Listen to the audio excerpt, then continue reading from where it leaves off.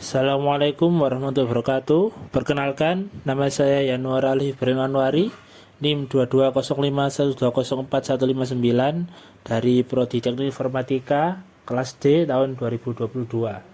Di sini saya akan menjelaskan tentang sejarah internet.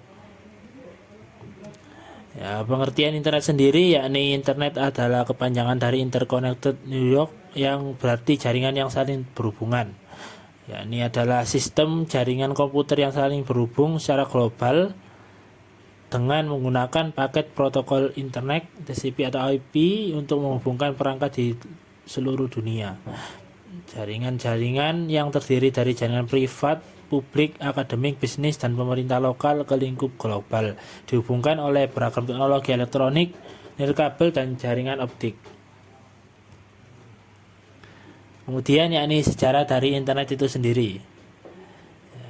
Sejarah internet dimulai pada tahun 1960 sampai 1969, yakni saat Departemen Pertahanan Amerika melalui ARPA, Advanced Research Project Agency, merintis suatu jaringan yang diberi nama ARPANET. Kemudian pada tahun 1970, Roy Tomlinson berhasil menyempurnakan program email untuk ARPANET. Kemudian 1972 mereka berhasil menghubungkan 10 komputer sehingga mereka tadi bisa berkomunikasi dan membentuk sebuah jaringan.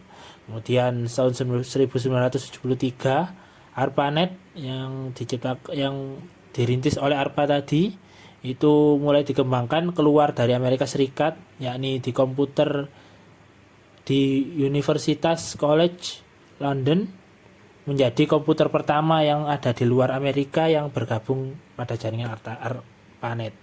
Kemudian 1977 ya, telah ada lebih dari 100 komputer yang telah bergabung ke dalam jaringan ARPANET tadi. Kemudian 1979 Tom Truscott, Jim Ellis, dan Steve Belovin menciptakan newsgroup pertama yang diberi nama Usenet. Kemudian pada tahun 1982 dibentuk TCP, Transmission Control Protocol, dan IP, Internet Protocol. Kemudian 2 tahun setelahnya pada 1982 diperkenalkan domain yang sekarang kita kenal dengan DNS, Domain Name System.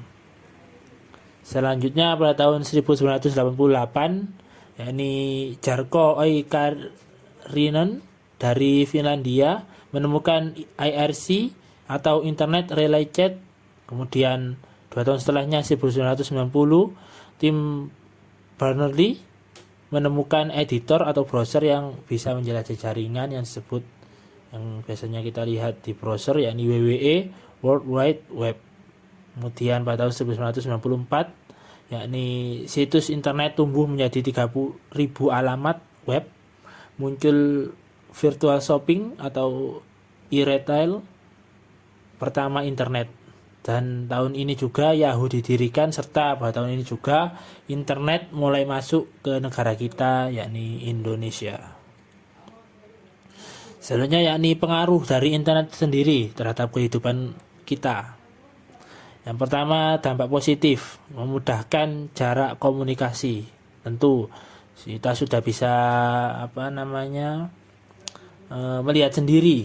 Yang dulu komunikasi dari lewat pesan surat, mengirim dengan lama menunggu waktu, sekarang tinggal bisa telepon menggunakan WhatsApp atau aplikasi lainnya.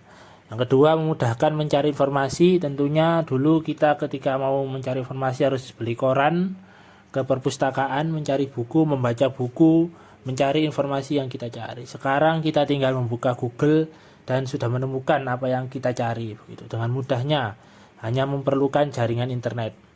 Kemudian yang ketiga, memudahkan transaksi bisnis. Tentunya sekarang apapun bisa kita beli lewat e-commerce. Ini dari Shopee, baju, dan lain sebagainya sudah dengan mudah dapat kita temukan dan kita beli dari e-commerce yang tersedia. Kemudian banyak konten hiburan, tentu sekarang apalagi ada konten hiburan. Dulu hiburan mungkin tampilan-tampilan seperti reok, tampilan-tampilan seperti bioskop gitu. Sekarang semuanya sudah bisa kita nikmati hanya dalam genggaman handphone seperti TikTok, YouTube, atau konten lainnya. Kemudian tentu tempat berkarya ada hubungannya dengan hiburan ini tadi. Semua orang bisa berkarya, semua orang bisa viral, semua orang bisa menunjukkan potensi dirinya sendiri. Kemudian dampak negatifnya yakni yang pertama mengganggu keseimbangan hidup, tentu karena dengan adanya internet kita akhirnya menjadi malas ya, karena apapun dapat kita dapatkan dengan mudah tanpa perlu bersusah payah gitu. Kita ingin membeli sesuatu, kita tinggal ngeklik, datang sendiri, diantarkan makanan, baju, atau apapun. Ketika kita ingin mencari informasi, kita hanya perlu searching di Google gitu, tanpa harus susah payah ke perpustakaan. Kemudian yang kedua, memudahkan tindakan kriminal atau penyebaran hoak. Ya tentunya karena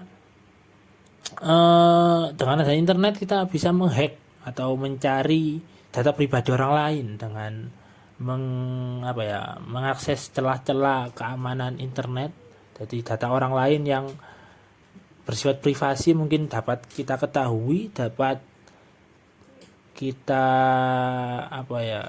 cari dengan itu tadi akses menghacknya. Yang ketiga, memudahkan tindakan plagiasi tentunya. Jadi semua orang berkarya itu belum tentu kreatif. Biasanya mereka berkarya meniru karya orang lain, melihat YouTube, TikTok dan lainnya, akhirnya meniru dan mengumumkan bahwa itu adalah idenya, padahal itu adalah ide orang lain gitu. Jadi tindak plagiasi sangat mudah dilakukan dalam zaman modern sekarang ini. Sekian dari saya. Apabila ada salah mohon dimaafkan. Wassalamualaikum warahmatullahi wabarakatuh.